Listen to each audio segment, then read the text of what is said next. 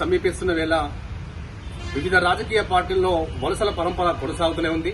So BRS party విషయానికి వస్తే ఈ వలసల పరంపర అనేది మొదటిగా స్టేషన్ గన్పూర్ మాజీ ఎమ్మెల్యే రాజేతో ప్రారంభమై బీఆర్ఎస్ పార్టీకి సంబంధించిన సీనియర్ మాజీ ఎంపీ సీతారాం నాయక్ గారు బీజేపీ పార్టీలో చేరడం, మార్నేని రవీందర్ గారు కాంగ్రెస్ పార్టీలో చేరడం, ఇవాళ వర్ధన్నపేట మాజీ ఎమ్మెల్యే ఆరూరు రమేష్ గారు బీజేపీలో పార్టీలో చేరబోతున్నట్టుగా ప్రెస్ మీట్ పెట్టడం జరిగింది.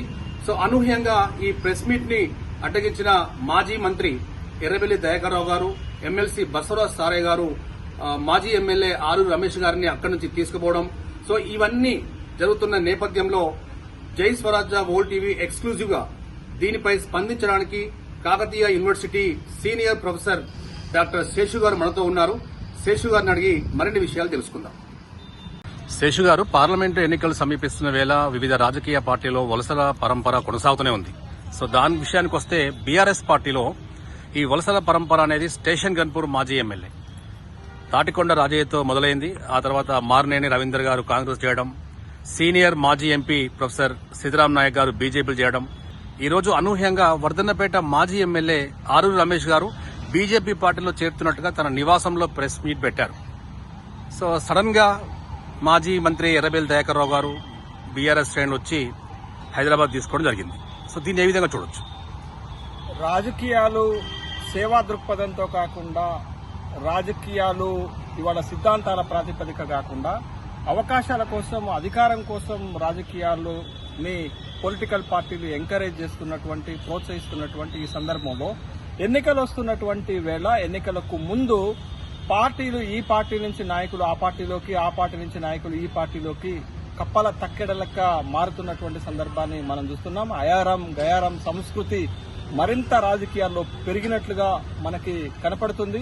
ఇప్పుడు పార్లమెంట్, లోక్సభ ఎన్నికలు సమీపిస్తున్నటువంటి సందర్భంలో కూడా ముఖ్యంగా తెలుగు రాష్ట్రాల్లో, తెలంగాణలో వివిధ పార్టీలు మారుతున్నటువంటి సందర్భం ఉంది. ఇవాళ కాంగ్రెస్ పార్టీ అధికారంలో ఉన్నది.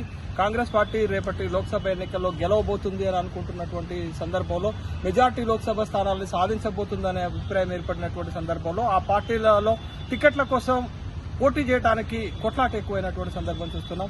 అదేవిధంగా దేశవ్యాప్తంగా భారతీయ జనతా పార్టీ మూడోసారి గెలిచి హ్యాట్రిక్ విజయంతో అధికారంలోకి రాబోతుందనేటటువంటి అభిప్రాయం నేపథ్యంలో భారతీయ జనతా పార్టీలోకి వెళ్లి అక్కడ ఎంపీగా పోటీ చేసి గెలవచ్చు అనేటటువంటి అభిప్రాయంతో చాలా మంది నాయకులు భారతీయ జనతా పార్టీలోకి వెళ్లడానికి, ఆ పార్టీ నుంచి పోటీ చేయడానికి ఇంట్రెస్ట్ చూపెడుతున్నటువంటి సందర్భంలో ఇక్కడ మరొక కీలకమైనటువంటి పార్టీ, ఒక దశాబ్దం పాటు తెలంగాణను ఏలినటువంటి పార్టీ, అధికారంలో ఉన్నటువంటి బీఆర్ఎస్ పరిస్థితి ఏంటది అనేటటువంటి విషయాన్ని కనుక మనం చూస్తే, ఇవాళ బీఆర్ఎస్ పార్టీ నుండి పోటీ చేయడానికి ఎవరూ సిద్దపడట్లేదు.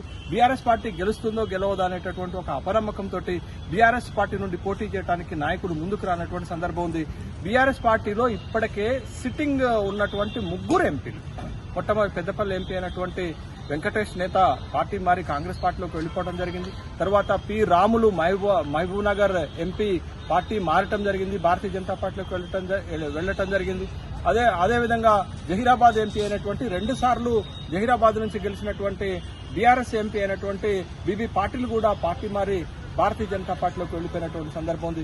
ముగ్గురు సిట్టింగ్ ఎంపీలు పార్టీ మారారు. అదేవిధంగా భారతీయ జనతా పార్టీలో గతంలో పోటీ చేస్తామని ప్రకటించినటువంటి, మల్కాజిగిరి నుండి పోటీ చేస్తామని ప్రకటించిన మాజీ మంత్రి మల్లారెడ్డి కుమారుడు భద్రారెడ్డి గాని, తర్వాత చేవెళ్ల నుంచి పోటీ చేస్తామని ప్రకటించుకున్నటువంటి sitting MP, Chevella sitting MP అయినటువంటి రంజిత్ రెడ్డి గాని, తర్వాత నల్గొండ నుంచి నేను పోటీ చేస్తానని మండలి చైర్మన్ గుత్తా సుఖేందర్ రెడ్డి కుమారుడైనటువంటి అభిజిత్ రెడ్డి కూడా పోటీ చేస్తానని ఇప్పుడు వెనుకపోయినటువంటి సందర్భం ఉంది. అంటే ముగ్గురు ఎంపీలు పార్టీ మారారు, మరొక ముగ్గురు ఎంపీలు పోటీ చేయడానికి సిద్దపడి వెనుకపోయినటువంటి సందర్భంలో ఇప్పుడు బీఆర్ఎస్ పార్టీ యొక్క దొల్లతనాన్ని బయటపెడుతుంది, బీఆర్ఎస్ పార్టీ యొక్క బలాన్ని బయటపెడుతుంది.